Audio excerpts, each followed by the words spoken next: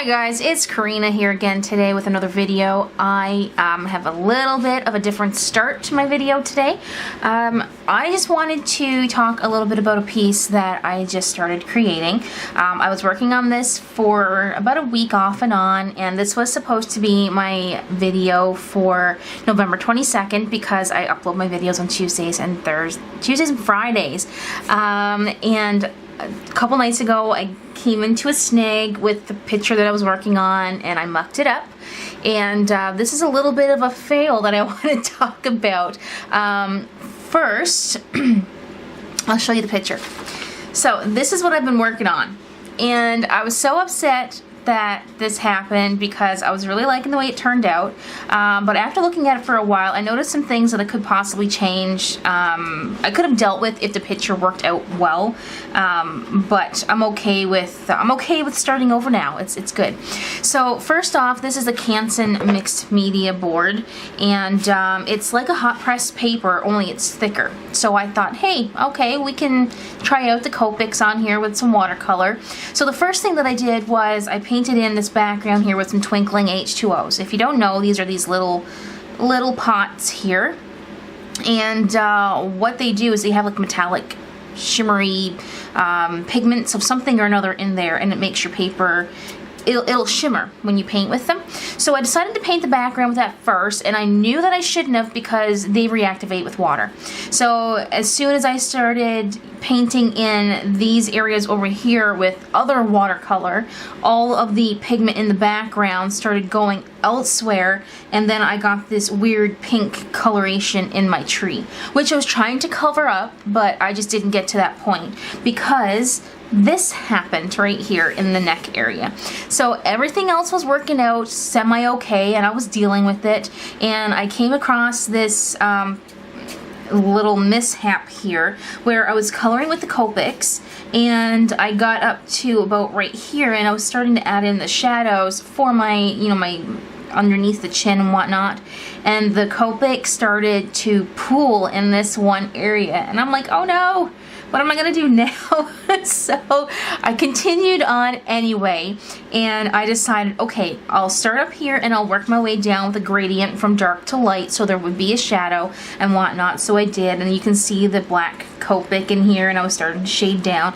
Then I'm like, okay, well this peachy color down here is a little bit too light for everything else that I'm doing, so I made this darker. Then this went funny here. I'm like, oh no. So I tried it again, I put some more Copics on there, and it just kept getting worse and worse and worse. And at this point in time, I'm not lying, I could have cried, but I didn't. So I put the Copics aside. I'm like, okay, what else do I have here to work with? So I tried some Prismacolors. So I tried out some different Prismacolors, some peaches and whatnot, tried to cover up the area. I tried shading it in with some white, mixing it up.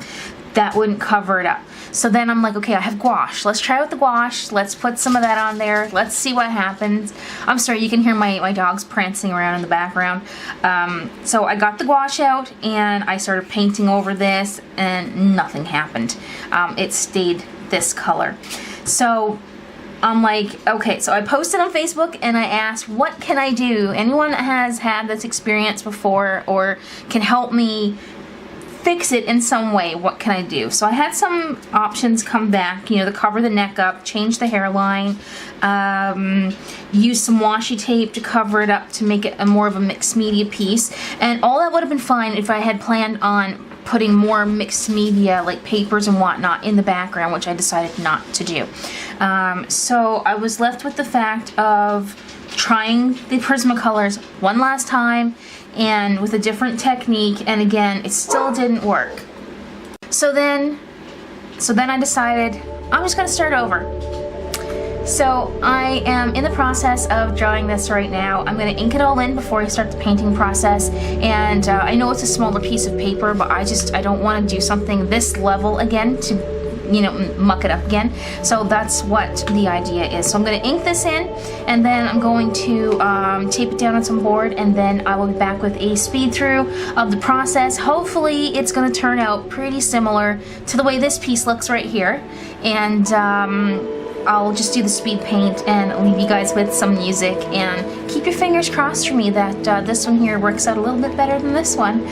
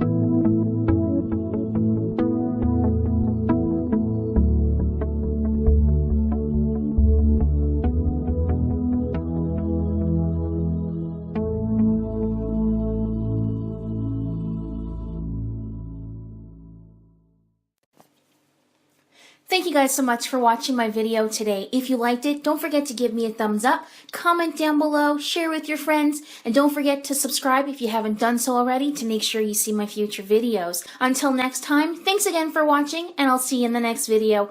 Bye for now.